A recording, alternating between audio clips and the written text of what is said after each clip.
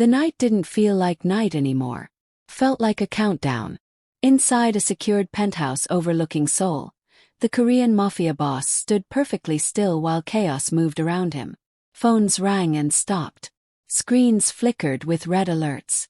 Men spoke in rushed, careful tones, choosing words that wouldn't sound like fear even though fear filled the room. In the last 72 hours, 3 separate attacks had reached places no one should have been able to touch. One bodyguard was shot in an elevator. Another was found bleeding out in a parking garage that was supposed to be sealed. The third never even had time to draw his weapon. These were not accidents. These were messages. And they were getting closer. The boss had survived long enough to recognize patterns, and the pattern was clear. His protection was compromised. Someone knew his routines. Someone knew his defenses. Someone wanted him dead before the week ended. He listened as his men listed options that sounded strong but felt empty. More guards, different routes, temporary relocation. Each suggestion was familiar, recycled from past emergencies that never reached this level. He said nothing. He didn't need to raise his voice. The silence he carried was heavier than shouting. He had already tried all of it. The best men money could buy had failed. Loyalty had cracked. Confidence was gone. Time was bleeding away. He walked toward the window and looked down at the city, lights blinking like a living organism that would keep breathing even if he stopped. For the first time in years, the idea felt real. Behind him, a lieutenant hesitated before speaking. There is one more option. The boss turned slowly. The man placed a thin file on the table like it might explode if touched. No medals. No long history of contracts. No flashy reputation. Just a name and a background that didn't belong in this world. Black woman. Foreign. Independent. Trained but not molded by the same system that had just betrayed him. A murmur moved through the room. Disbelief. Amusement. Unease. Someone scoffed quietly. Another shook his head. She's not one of us. She's not connected. She's a risk. The boss picked up the file without reacting to any of it. He studied the photo longer than expected. Her eyes were steady. Not defiant. Not eager. Just aware. The kind of awareness that didn't need permission. His men continued talking, their objections stacking higher, but none of them addressed the real reason they were uncomfortable. She didn't fit the picture. And in their world, not fitting could be deadly. Or powerful.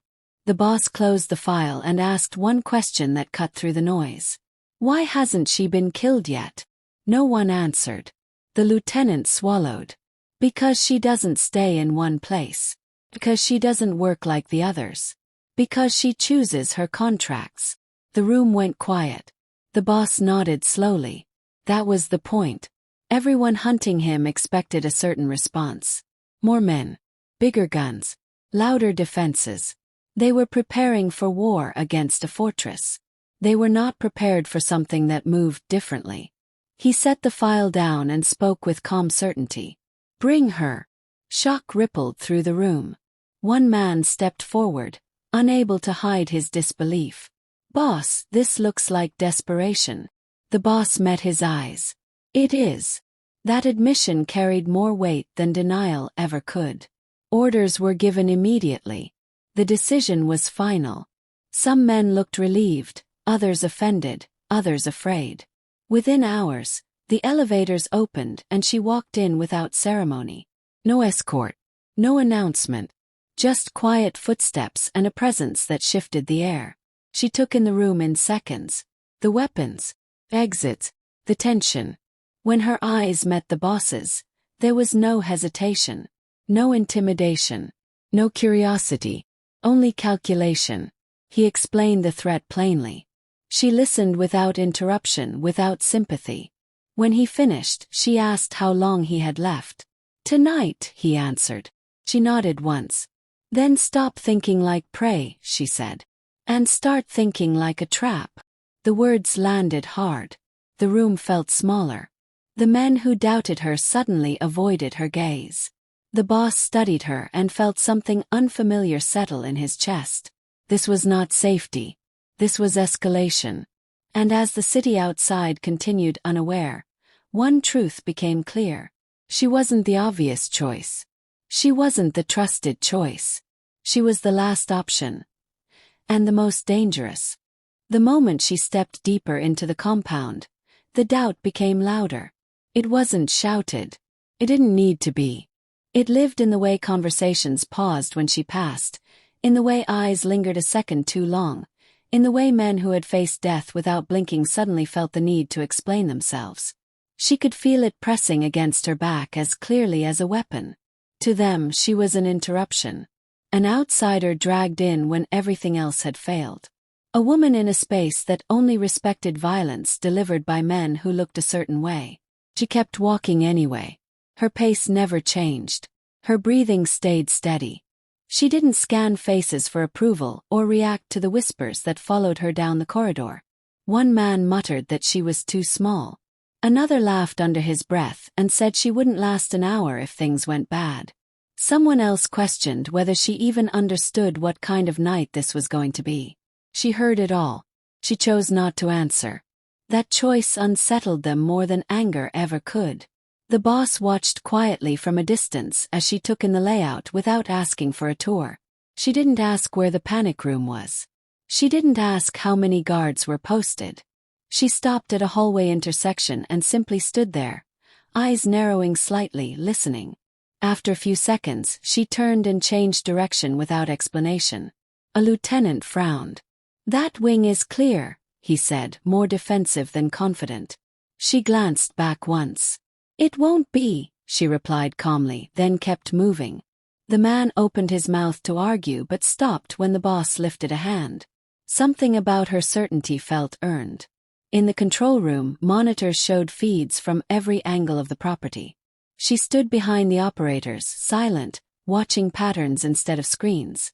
When someone asked if she needed a weapon, she shook her head. When someone offered her a vest, she declined. That refusal drew another wave of judgment.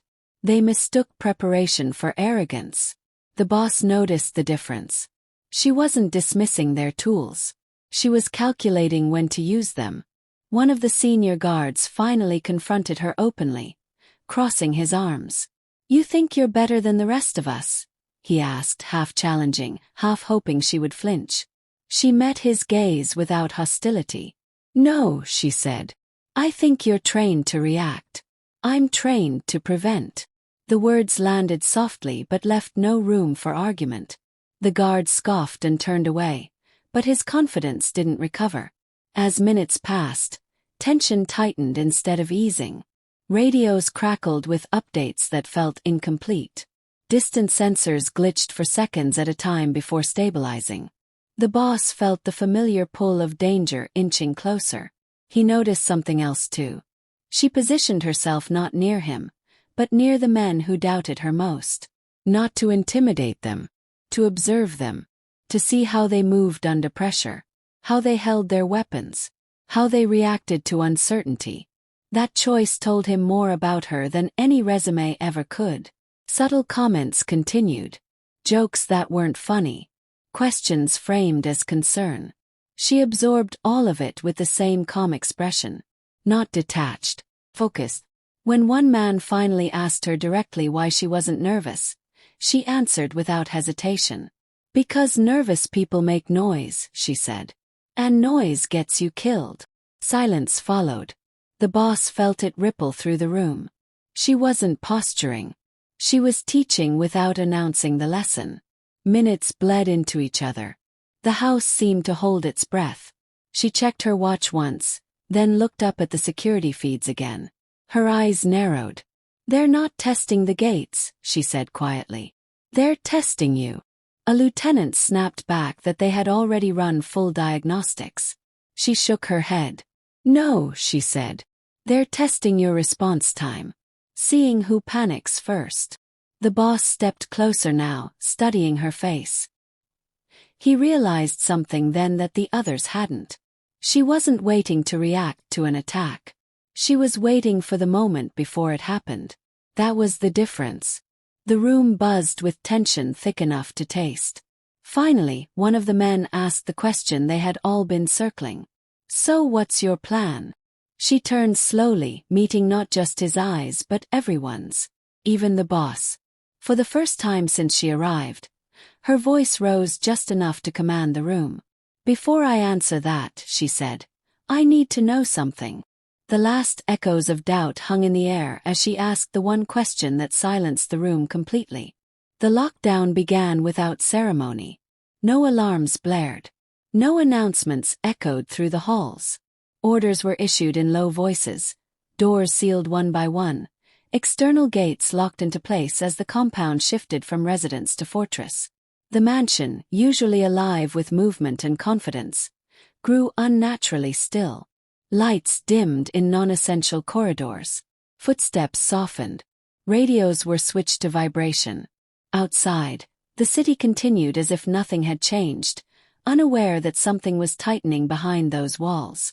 The boss stood near the center of the control room, watching as his world narrowed to screens and signals. For the first time, he didn't feel in command of it. He felt watched. She stood slightly apart, arms loose at her sides, eyes moving with purpose. She hadn't asked for permission to take a position. She had simply taken it. The men noticed. Some bristled. Some were relieved. None of them challenged it. A junior operator spoke up, trying to sound confident. "All feeds are clean. No movement on the perimeter." She leaned in, studying the screens, not the images but the rhythm between them. "Clean doesn't mean safe," she said quietly. "It means quiet." That word settled heavily.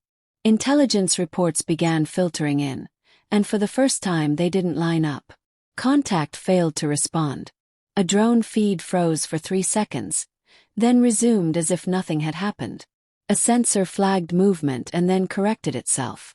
Each error on its own meant nothing. Together they formed a pattern. She didn't point it out immediately. She waited, watching who noticed, watching who dismissed it. The boss saw the change in her posture. Subtle, intent.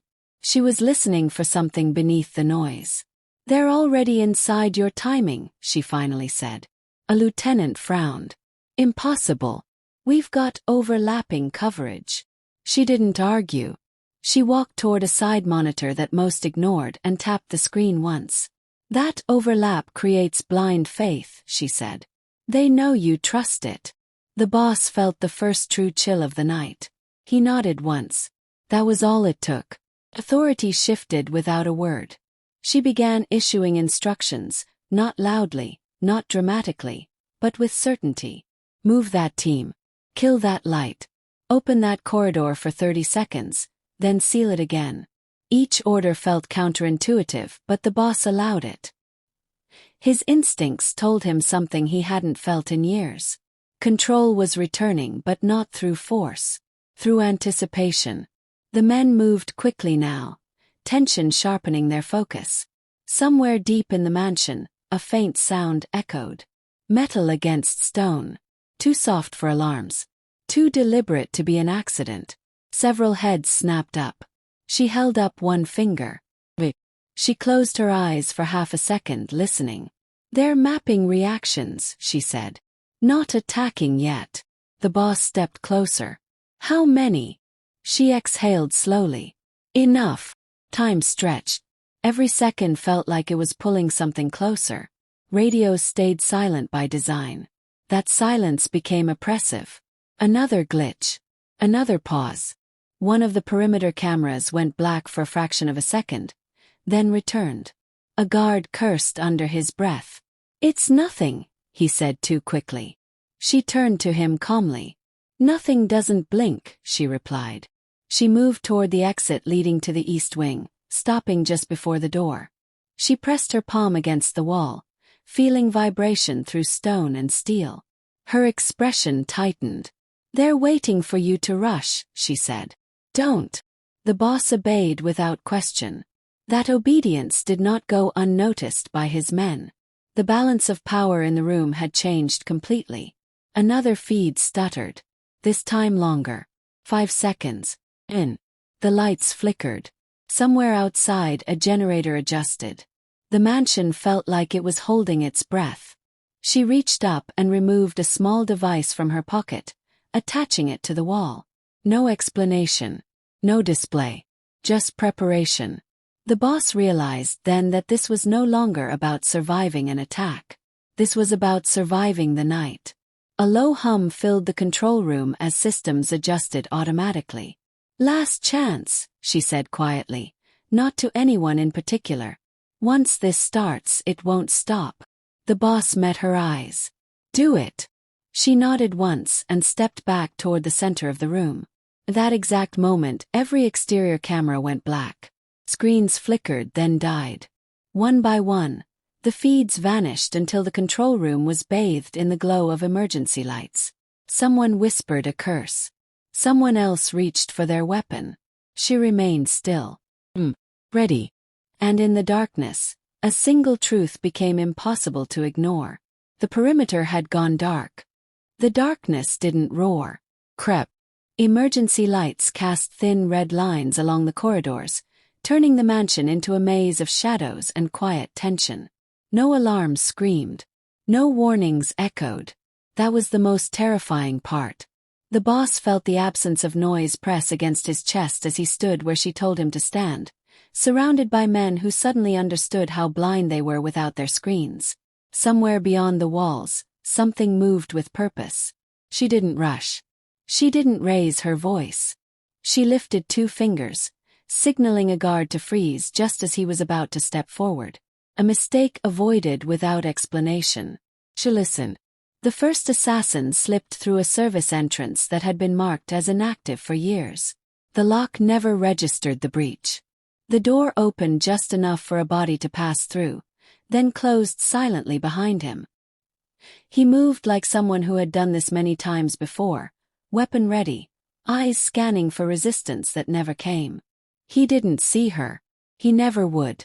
She emerged from the shadow behind him in a single fluid motion, one hand clamping over his mouth, the other guiding his weapon away from the room. There was no struggle, no panic, only a brief tightening of muscles before his body went slack. She lowered him to the floor without sound, adjusting his weight so it didn't thud. To anyone watching, nothing had changed. She checked his equipment quickly, removing a small transmitter and crushing it under her heel. Then she stood, calm as ever, and disappeared back into the dark. The men in the control room felt something shift but didn't know why. They hadn't heard anything. They hadn't seen anything. That was the point. She returned seconds later, her breathing unchanged. The boss searched her face for confirmation. She didn't offer it. She simply moved to a new position, eyes tracking a corridor no one else was watching. Another breach followed. A shadow passed beneath a stairwell camera that no longer fed a screen. A soft scrape of fabric against stone. The assassins moved with discipline, communicating without sound, trusting their training and the belief that this was already over. They were wrong. One by one, they crossed invisible lines she had already drawn. She used the environment instead of force. A door that closed too quickly. A light that flickered just enough to disorient. A misstep on stairs that ended in silence.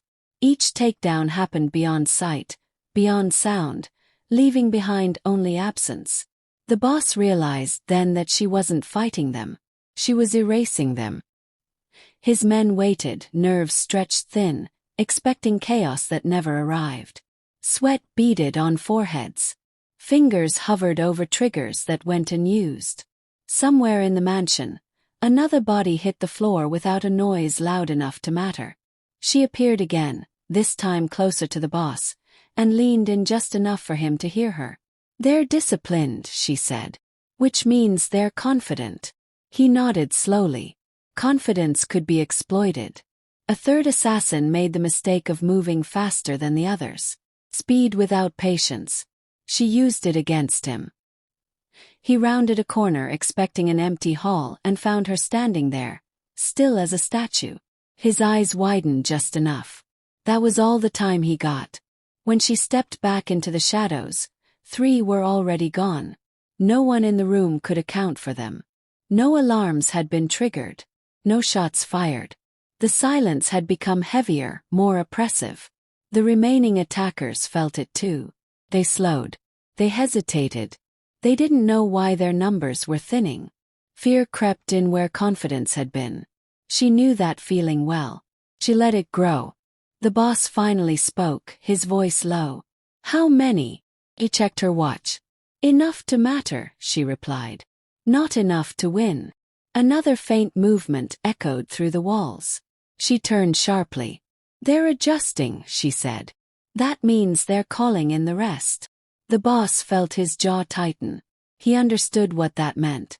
This was only the beginning. She met his gaze, expression unchanged, but her tone carried a warning that cut through the room. "There are more coming." The second wave didn't announce itself with panic or noise. It arrived with coordination. Movement from 3 directions at once. Shadows sliding along walls that had already been mapped. The kind of precision that came from planning, not desperation. The men in the control room felt it immediately, even without screens. Pressure. Tightening.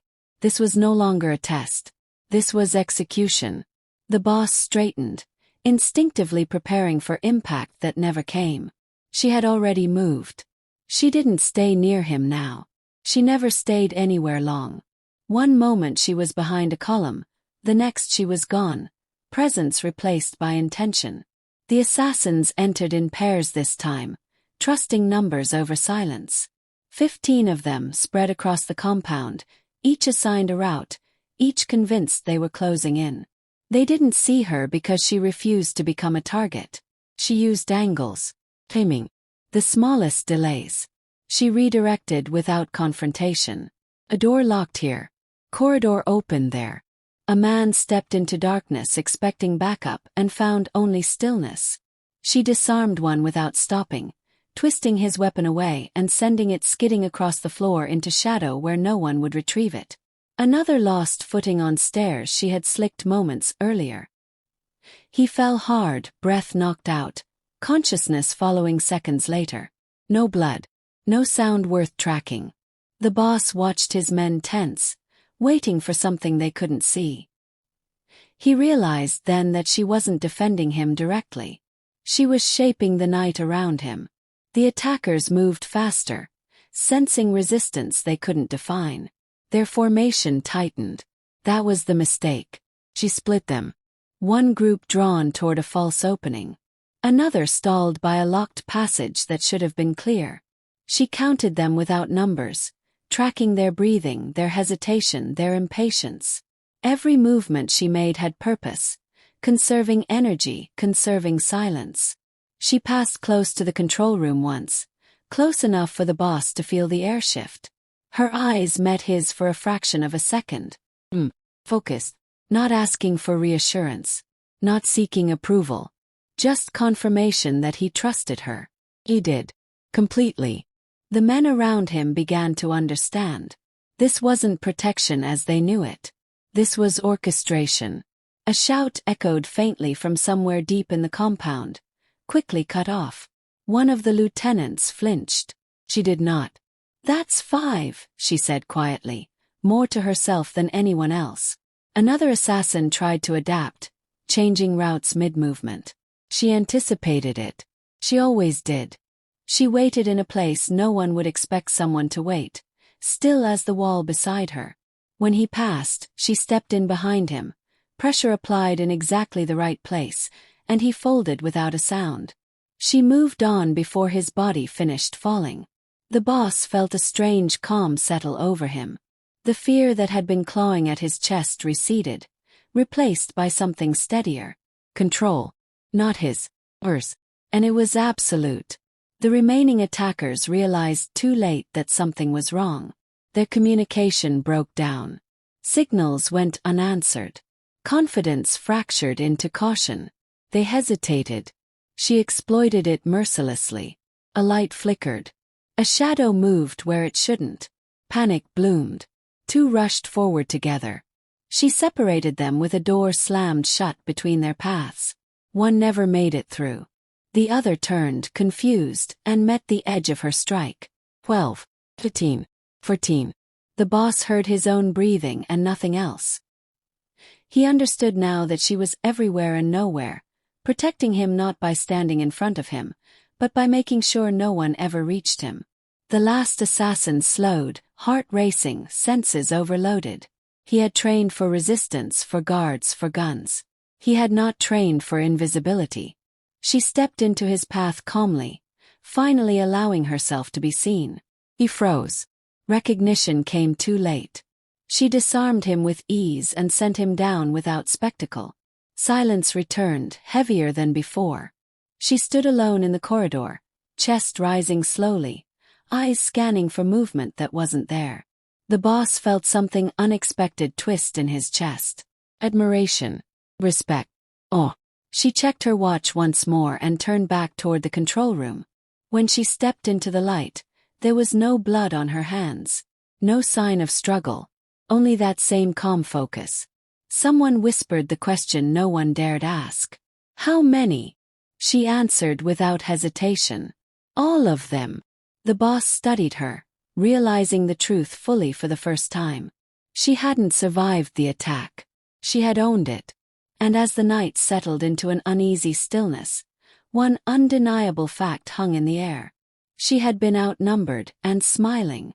The silence after the fight did not feel like relief. Felt like a pause between breaths. The compound remained locked down, emergency lights still glowing faintly, men standing where they were told to stand, unsure if it was truly over. She moved through the space with the same quiet control, checking corners, listening to walls, treating the absence of danger with as much suspicion as its presence. Only when she was certain no one else was inside did she slow down. The boss watched her closely now, not as an employer watching a contractor, but as a man realizing he had hired something far more precise than he understood. One of the lieutenants finally broke the silence. Where did you learn to do that? It wasn't disrespectful. It was shaken. She didn't answer immediately. She walked to a sink, washed her hands carefully, the water running longer than necessary, as if grounding herself in the present. When she spoke, her voice was calm but distant, like it belonged to another time. Places where noise got people killed, she said. That was all. But it was enough to open a door. The boss felt it. The shift from mystery to history. He motioned for the room to clear, leaving only a few trusted men. When they were alone, he spoke more softly. You didn't learn this in private security. She met his eyes. No, he waited. She didn't elaborate. Instead, fragments surfaced on their own terms, slipping into the night like memories that refused to stay buried. Training that began too early. Hands bruised and corrected until movements became instinct. Long hours in places where survival depended on silence, where trust was a liability and hesitation was fatal. She remembered being taught how to disappear in plain sight, how to read a room before entering it, how to become unremarkable until it was time not to be. She remembered the cost, the names she no longer spoke, the faces that followed her into sleep. When the boss asked why she vanished from that world, her jaw tightened slightly. Because staying meant becoming something I didn't want to be, she said. And leaving meant being hunted. She chose the harder path. She walked away without credit, without recognition, without a reputation that could be sold. That choice cost her everything she had built, but it gave her something more valuable. Anonymity. That was why no one knew her. That was why she never advertised her past. Her survival depended on being underestimated. On letting others believe she was just another hire, another body, another mistake. The boss understood then that the file he had read was intentionally thin. A lie by omission. Protection for herself. He respected it. The men around them listened without interrupting, the weight of her words settling in slowly. One of them finally asked why she took this job, knowing the risks. She considered the question carefully. Because someone was going to try to kill you, she said. And because they were going to do it loudly. That mattered to her. The boss felt the truth of it resonate. She hadn't taken the job for money or status. She had taken it because it required exactly what she was built for. Silence, control, precision. As the minutes passed, the compound seemed to exhale, but she remained alert, eyes scanning, posture unchanged. She hadn't relaxed because she knew better. Attacks like this rarely came alone. They came in waves. The first to test. The second to overwhelm. The third to finish what the others failed to do. She checked her watch again, her expression shifting almost imperceptibly. The boss noticed immediately. "What is it?" he asked. She didn't soften the answer. "The ones you sent were professionals," she said. "But they were expendable." The room grew colder. "What's coming next?" he asked. She looked toward the darkened corridor, listening to something no one else could hear yet. "The final wave," she said quietly. "And they're different." The final wave did not rush. That was how she knew they were different. The air inside the compound felt tighter, heavier, as if even the walls understood what was coming. These assassins did not rely on numbers or chaos. They relied on patience, precision, experience, the kind that came from surviving encounters that should have killed them. She adjusted her position without being told, moving closer to the inner corridor that led directly to the boss. This time she stayed within sight, not because she needed protection, but because this phase required intention to be seen. The elite team entered separately, spaced out, each one acting alone but thinking as a unit. No wasted movement. No rushed decisions. They tested space before committing to it. She watched them the way a hunter watches prey that can fight back. Respectful. Deadly. The first one tried to bait her. A shadow flickered in a hallway she had already cleared. She didn't follow immediately. She waited, knowing impatience was the trap. When she moved, she did so indirectly, cutting through a side passage and emerging behind him before he realized the silence he trusted had turned against him. She disarmed him with minimal force, using his own momentum to drop him hard enough to end the fight without ending his life. Fear was more useful than blood now. Another assassin watched that moment from a distance, heart rate spiking. He had not expected resistance like this. She let him see just enough. A glimpse of movement. A retreat that looked like hesitation. He followed. She led him through narrow corridors, letting tension build, letting doubt eat at his confidence. When she stopped, it was because she wanted him to. He froze, weapon raised, eyes darting. She spoke softly from the darkness behind him. "You're already late." He turned. Too late. The psychological damage was done. He went down shaking, the fight leaving him before his body did. The remaining killers adjusted. They spread wider, communicated in signals too subtle for untrained eyes. She noticed everyone. She moved constantly now, never occupying the same space twice, forcing them to question every shadow. Lights flickered when she wanted them to. Doors closed where they shouldn't. Sounds echoed from empty halls. She wasn't just defending. She was dismantling their confidence piece by piece. The boss stood perfectly still where she placed him, surrounded by men who now understood they were watching mastery unfold. This wasn't brute force. This was orchestration. One assassin attempted a direct route, abandoning subtlety for speed. She anticipated it and intercepted without stopping, knocking his weapon away and sending him crashing into a wall hard enough to end his threat instantly. Another tried to flank her, only to find himself boxed in by a series of movements she had already set in motion minutes earlier. They realized then that the battlefield was no longer physical. It was psychological. They were reacting. She was deciding. One by one, the elite killers fell, not screaming, not announcing their defeat, but collapsing into silence, their confidence stripped away before their bodies followed. Fear spread through the remaining attackers like poison. This was not how it was supposed to go. She felt the shift and allowed it to deepen. She let them know they were seen. She let them feel watched. That fear made them sloppy. Mistakes followed. Then it happened. One of them slipped through. Not because she failed. Because he was willing to die to complete the mission. He moved with reckless determination, ignoring her traps, pushing through pain, eyes locked on the inner chamber. She turned too late to stop him cleanly. The boss heard the change in the air before anyone spoke. She moved fast, faster than before, but the assassin was already there, weapon raised, finger tightening. The room seemed to freeze as the distance closed. One assassin had gotten close to the boss. Time narrowed to a single breath.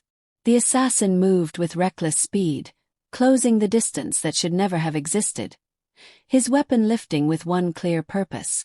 The boss did not move. Not because he was frozen, but because he understood something terrible in that instant. This was the moment no defense plan ever fully controlled. The moment where intent outran preparation. She saw it too. She didn't shout. She didn't hesitate. She stepped forward. The movement was instinctive, violent in its certainty. Her body crossing the line between the assassin and the man she was hired to protect. The shot rang out, sharp and deafening in the enclosed space, the first loud sound of the entire night. Felt wrong after so much silence. The bullet did not hit the boss. It tore into her shoulder instead, spinning her slightly as the impact slammed her back against the wall. Pain flared hot and immediate, but she stayed upright. She always stayed upright. Before the assassin could process what had happened, she was already moving again, driving into him with controlled force, disarming him and sending him crashing to the floor. He didn't get up.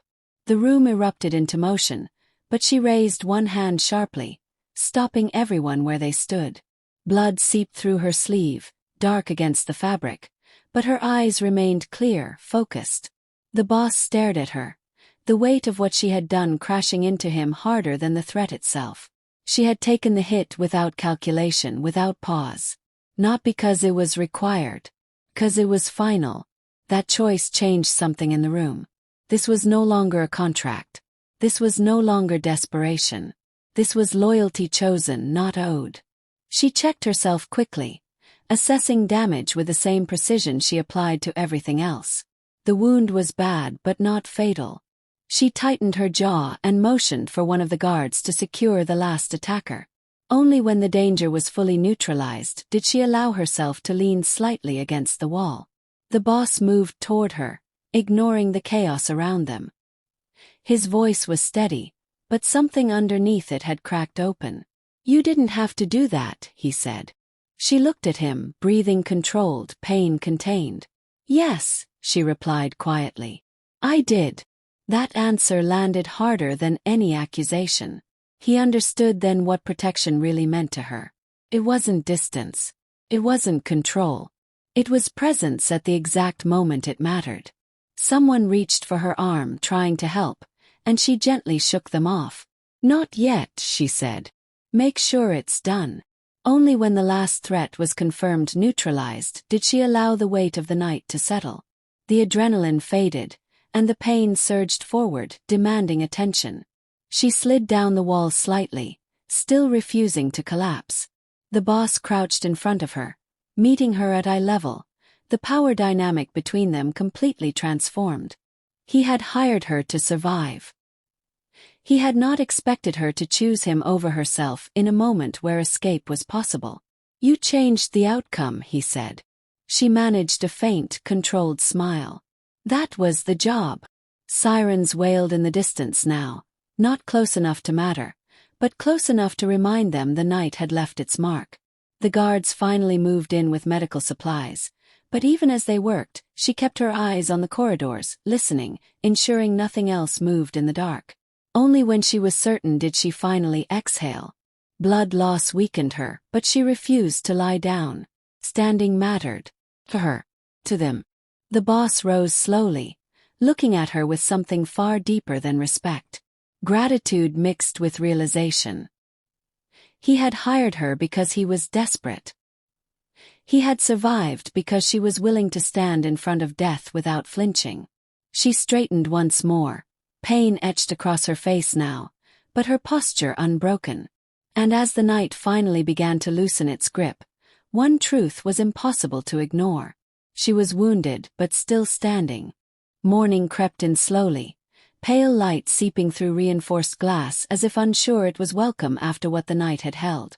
The compound no longer felt like a battlefield, but it didn't feel like home either.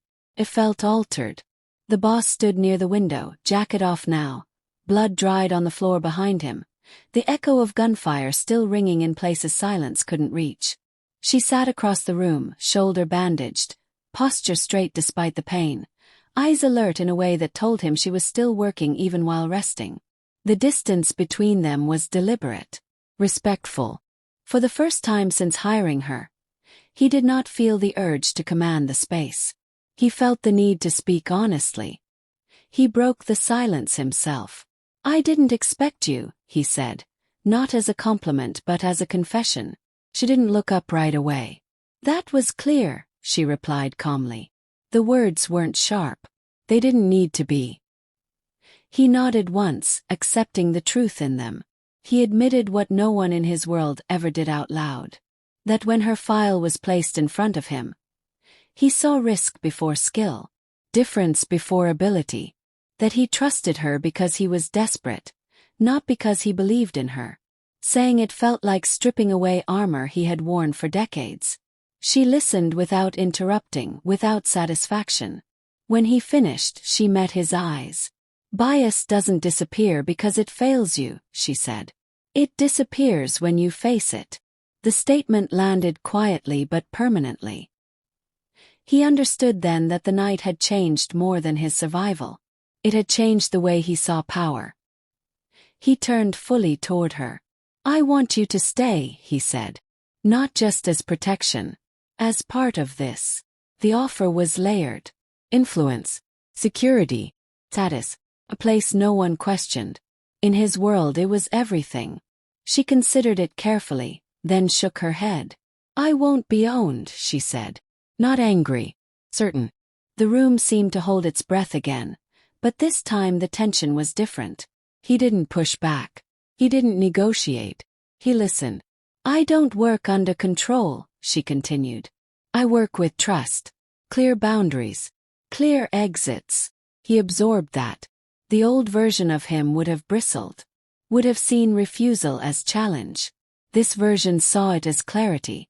"Then call it a partnership," he offered. "Equal say. Independent authority." She studied him, searching for something beneath the words. "And when I say no?" she asked. He answered without hesitation. "Then it's no." That answer mattered more than the offer itself. She leaned back slightly, pain flashing across her face before she masked it again. "I'll stay until the threat is finished," she said. "After that I decide." He accepted the terms immediately. No conditions. No leverage. The men in the room watched in silence, witnessing something they had never seen before. Power stepping back. Respect stepping forward. He realized then that her strength was not just in how she fought, but in how she refused to be absorbed by his world. She didn't need his name. She didn't need his protection. She had walked into his chaos and survived without becoming part of it. That forced him to confront something deeper than bias. Pendants. For the first time, he understood that the most dangerous person in a room wasn't the one demanding loyalty. It was the one who could walk away. He extended his hand, not as a claim, but as acknowledgement. She looked at it, then at him, and stood slowly, ignoring the protest from her wound. She didn't take his hand. Instead, she nodded once. "We'll finish this," she said. "Then we go our separate ways." The refusal didn't feel like rejection. Felt like balance. He watched her move back into position, already thinking ahead, already guarding without needing to be asked. And in that moment, he understood something that would stay with him long after she was gone. Power had brought her into the room. Respect was what allowed her to stay. When the final offer came, wrapped in influence and safety and everything his world could provide, she refused it without hesitation. The city moved on as if nothing had happened. Traffic returned to its usual rhythm. News cycles filled with safer stories. The compound was cleaned, repaired, fortified again, but something fundamental had shifted beneath the surface. Men who had survived that night spoke less. They watched more. They listened when she entered a room, not because they feared her, but because they had seen what calm competence could do when chaos tried to take control. She didn't stay long after the threat was finished. There was no farewell gathering, no speeches, no reward ceremony. She packed lightly, the same way she had arrived, with discipline and intention. The bandage on her shoulder was gone now, leaving only a faint mark she never mentioned. To her, it was just another reminder that survival always costs something.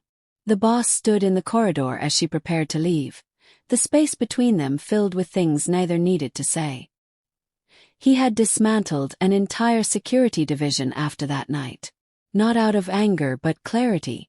He replaced loud loyalty with quiet competence.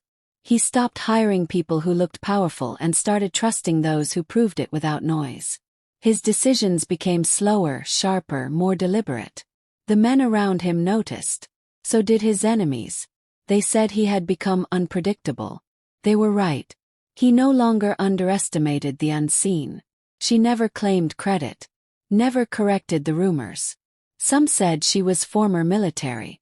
Others said she came from places even darker. She didn't care what story they told. Her legacy wasn't in the details. It was in the shift she left behind. The security protocols that changed. The hierarchy that softened. The silence that followed reckless arrogance. In the weeks after her departure, threats stopped arriving in waves. They came cautiously, then not at all. People who once believed brute force was enough began to hesitate. That hesitation was her fingerprint. The boss understood something then that he hadn't during the night itself. The most effective protection wasn't walls or weapons. It was perspective. She had forced him to confront the blind spots he had mistaken for strength. Bias, ego, assumption. He carried those lessons quietly, the same way she carried herself. He never tried to contact her. Never asked where she went. Some people weren't meant to be kept. They were meant to be encountered. Somewhere far from the compound, she moved through the world unnoticed again. No escort, no entourage, just awareness and choice. The night had not defined her. It had revealed her. She had walked into a system that didn't expect her, didn't believe in her, and didn't see her as a threat until it was too late. And she left it altered without ever needing to claim ownership of the change. The men who survived that night would tell the story differently depending on who asked. Some focused on the assassins, others on the silence. But the ones who understood spoke of her presence. How she moved before danger arrived. How she reacted instead of panicked. How she never raised her voice. How power bent around her without her demanding it. The boss never forgot the moment she refused his offer. Not because it embarrassed him but because it clarified something essential. Control was never the same as respect. And respect, once earned, could not be commanded. The compound remained standing. The organization survived. But the man who led it was no longer the same. He had seen what true authority looked like, and it did not resemble his reflection. They hired her out of desperation. They survived because they underestimated her. If you believe that true strength comes from within, not from what others see on the outside, subscribe to our channel right now and share where you're watching from. Only those who judge without knowing would turn away from this truth.